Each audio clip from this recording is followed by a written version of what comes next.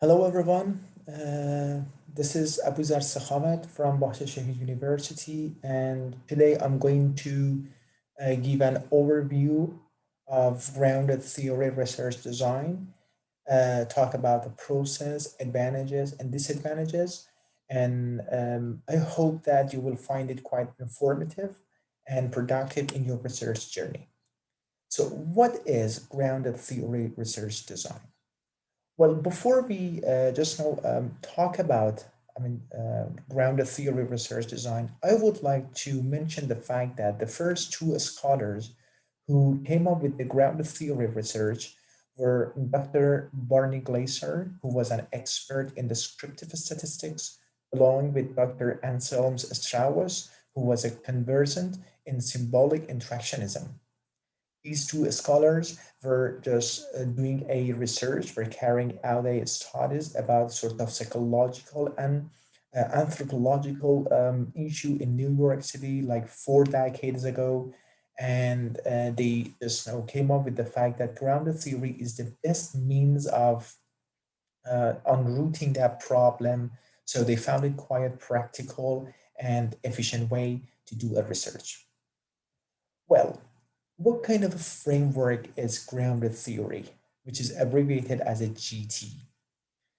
A research method that will enable you to develop a theory which offers an explanation about the main concerns of the population of your substantive area and how that concern is resolved or processed. Well, methods or theory. We should just not come up, actually, it's a bit confusing that grounded theory is counted as a theory or as a method.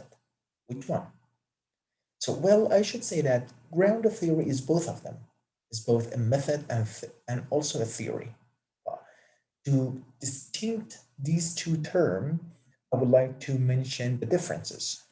Methods provides guideline to identify categories, links, relationship, constant comparative analysis, theoretical sampling, coding, and memo writing. Well, theory is generated by coding process. Theory provides the framework, and that framework helps to understand the concept phenomena that is being studied.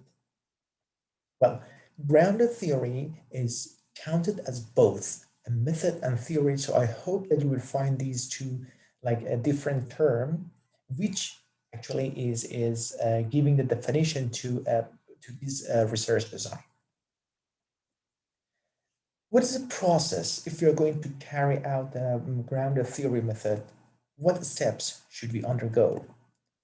Well, there are six main steps that we should undergo to carry out a thorough and efficient grounded theory research.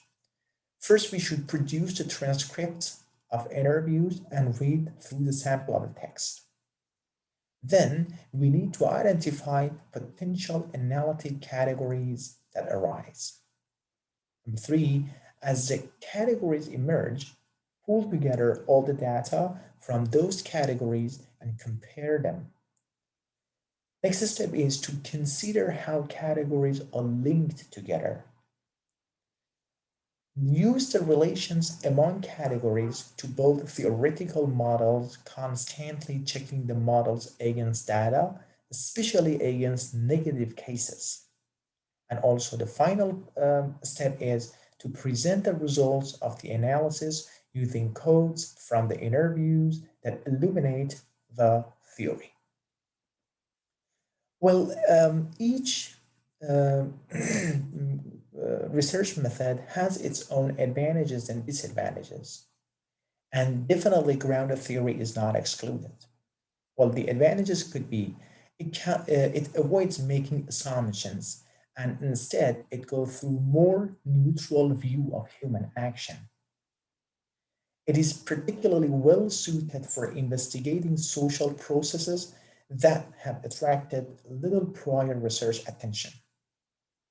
Can use multiple type of the data and provide an in-depth perspective. And also new theories can emerge from doing the data from the category. Anyhow, the second advantage, which is particularly well suited for investigation social processes that have attracted little prior research attention, I believe, is the main and foremost advantage of grounded theory research, which is quite practical in an unknown situation and cases. Also, it has some disadvantages as well. Well, grounded theory methods is to produce large amount of data, often difficult to manage. So this is the very one of the biggest challenges of grounded theory is to manage to like categorize all large amount of data that you have gathered, that the investigator gathered, and it's pretty much difficult actually to manage all those data. Then researchers need to be skillful in using grounded theory methods. So it means that not any investigators who are quite primitive or who has just started doing the research or who are very, very new in the vicinity, the realm of investigation might find it quite um, user friendly or quite, say, assistive in their own research process. And then there are no standard rules to follow for the identification of categories. Well, I hope that you found this very short overview of the grounded theory method quite helpful to give you a very thorough overview of what grounded theory research is. I recommend you to go through these two references.